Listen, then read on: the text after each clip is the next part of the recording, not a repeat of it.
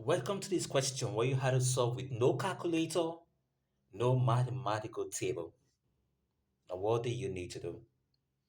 Well, the first thing you do is remove the square root symbol. So this becomes log to base 10, 30 raised to power 1 over 2 minus log to base 10, 6 raised to power 1 over 2 plus log to base 10, 2 raised to power 1 over 2. So I've succeeded in removing the square root symbol. Now, one of the laws of logarithm is that the power can come to the side. So it becomes half log 30 to base 10 minus half log 6 to base 10 plus half log 2 to base 10. Now, what did you notice that is common in each of the terms of logarithm you have there? Half log, half log, half log, and they are all in base 10. So one of the laws of indices is that the addition can become multiplication and the subtraction can become division. Let's apply that law or that rule. Now pick one of the log, half log in base 10. You open a bracket for 30. Now this is minus, so minus is division. Minus 6 divide 6 plus is multiplication plus 2, close the bracket. So when you simplify 6 here 1, 6 into 30, it's 5. You're going to have half log to base 10, 5 multiplied 2, which is half log to base 10, 5 times 2 is 10. And log 10 in base 10 is 1. So final answer is half, 1 over 2. That's easy, right? Now let's look at the next question, question number 2. Log y to base 10 plus 3 log x to base 10 is equal to 2. And the question just wants us to express y in terms of x. In other words, make y the subject formula. Well, all we need to do is just apply the laws of logarithm. Now, this can be log y to base 10 plus, now the 3 becomes the power here, and then you have log x to base 10, x raised to power 3 equal to 2. Well, there are two ways of doing this, but we're going to just pick one by working with the left-hand side of the equation, applying the laws of logarithm as we did in the first question. Now remember, the rule is that in addition of logarithm, if they are of the same log, you can multiply them. So this is log in base 10, y, open a bracket. The addition is multiplication, x raised to power 3, close your bracket, equal to 2. Now, how do you take away the log from this side? You use the base to raise this to its power. So you have y multiply x raised to power 3 becomes y x raised to power 3 equal to 10 raised to power 2, which is y x raised to power 3 equal to 100. 10 squared is 100. 10 times 10. We had to make y subject formula. That's the meaning of expressing y in terms of x.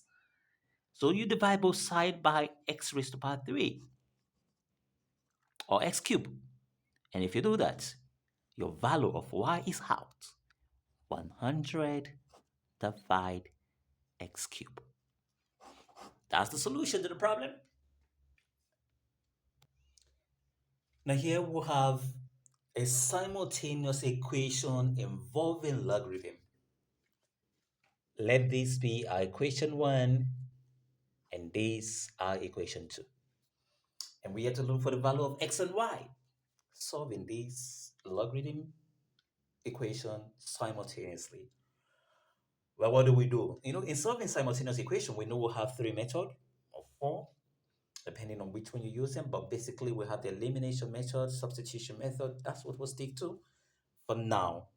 So what method do I use? I would choose the elimination method. Yeah, it's easier for me. So I'm going to have something like this. Yeah, a rule over. The coefficient here is 1, coefficient here is 1. So it's easier for me to eliminate this part of the equation. To eliminate, I'm going to use subtraction. So minus log x to base 10 minus log x to base 10. It's 0, eliminated. Now let's look at the side. Here the coefficient is 1 minus 2. And that's minus 1. But I'm not going to write 1, so I'll write log y to base 10. And 4 minus 3, it's 1. So here I'm left with minus log y to base 10 equal to 1. I can divide both sides by minus 1. And if you do that, this is gone. So I'll be left with a log to base 10y equal to minus 1.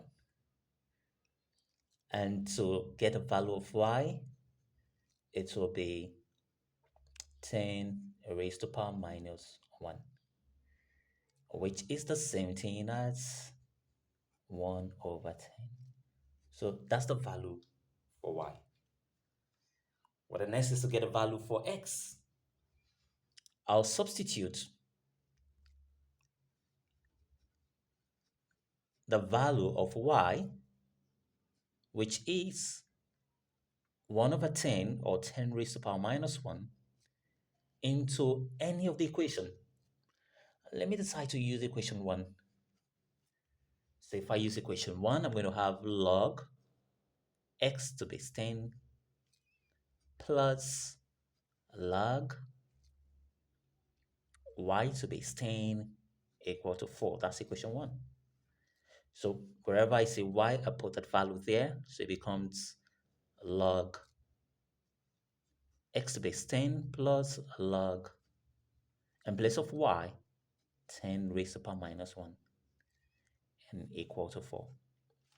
So recall this will be log x to base 10. You see, this will come here and become minus. And minus times plus will be minus log 10 to base 10 equal to 4.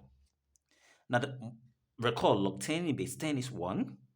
So this will give me log x to base 10 minus 1 equal to 4. If you collect like terms, it's going to be log x to base 10 equal to 4 plus 1. And that gives me